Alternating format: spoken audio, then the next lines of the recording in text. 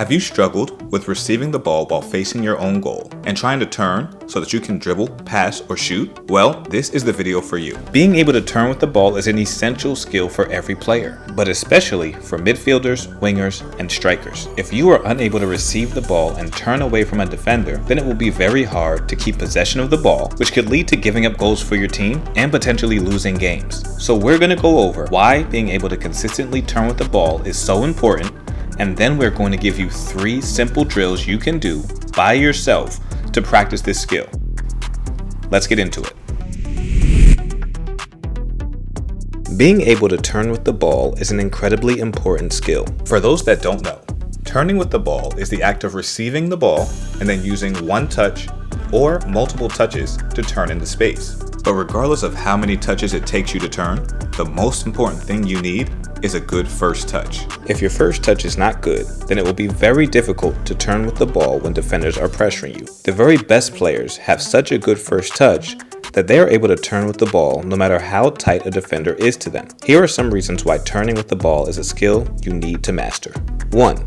Being able to turn with the ball allows you to quickly transition from defense to offense. During a game, you will not always receive the ball in a way that allows you to quickly attack the opposition. You will sometimes receive the ball facing your own goal with a defender on your back, even though you will want to face forward as quickly as possible to take advantage of an opportunity, such as making a forward pass to advance your team, dribbling into space that just opened up, or to take a shot on goal. By being able to turn with the ball, you will be able to advance into a better position that will allow you to help your team. 2. Changing direction. Effective turning with the ball enables players to change direction, which can catch defenders off guard and create mismatches. This can lead to openings in the defense that the player can exploit. Being able to turn quickly and sharply with the ball can help a player evade tackles and challenges from opponents. This agility is essential, especially in crowded areas of the pitch. And 3.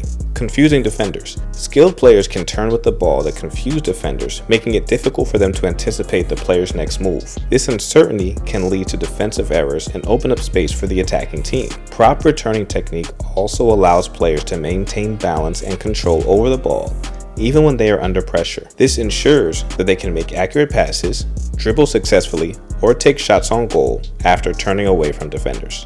Mastering this skill is essential for footballers at all levels of the game. Now, let's go over some drills that will help you develop your ability to turn with the ball.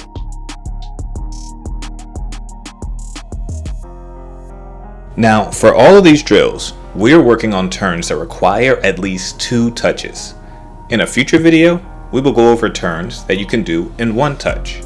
What you need for these drills is 2 cones or anything you can use in place of cones, such as shoes, shirts, or water bottles. You are going to place the cones about 10 to 12 steps apart. Start with the ball in the middle of the cones and pass it against the wall. As it comes back to you, you will use the inside of your foot to stop the ball at your feet, and then use the inside of the same foot to push the ball across your body. You will then dribble to the cone you are facing, go around it, and come back to the middle of the cones. Then do the same thing, but using your other foot to control and dribble the ball towards and around the opposite cone. Really focus on those first 2 touches. As I said earlier in the video, your first touch is extremely important. If you are unable to stop the ball at your feet, then you will have no chance at using your second touch to turn and dribble towards the cone.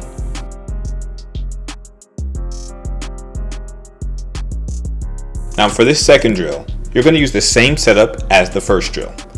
Again, you are starting with the ball in the middle of the cones, and you're going to pass it against the wall.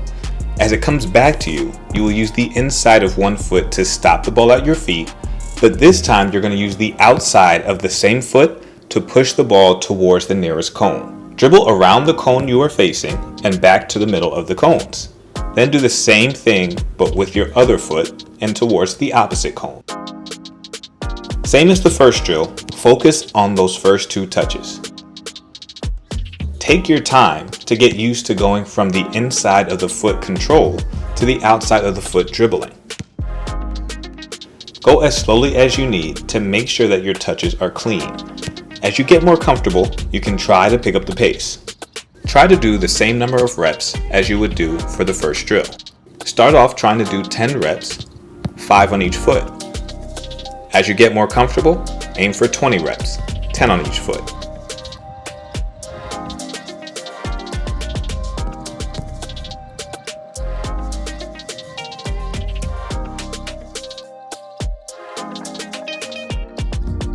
Now this last drill has the exact same setup as the first two, but the turn we're going to be doing is going to be a little bit more difficult.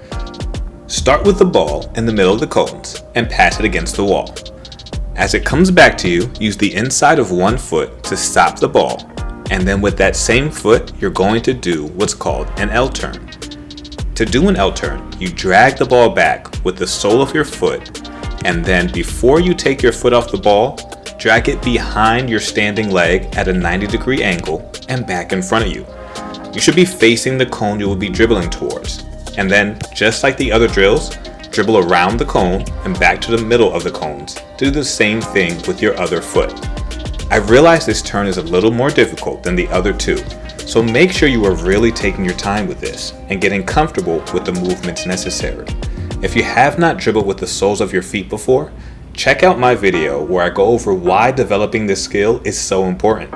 And I also give you 3 drills you can do to practice this skill. I'll put the link to that video in the description.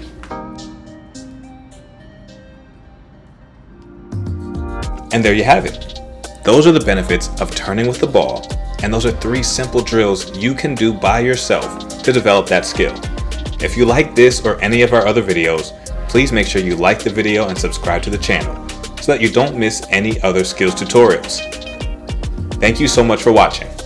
This is Footy Made Easy, and we'll see you next time.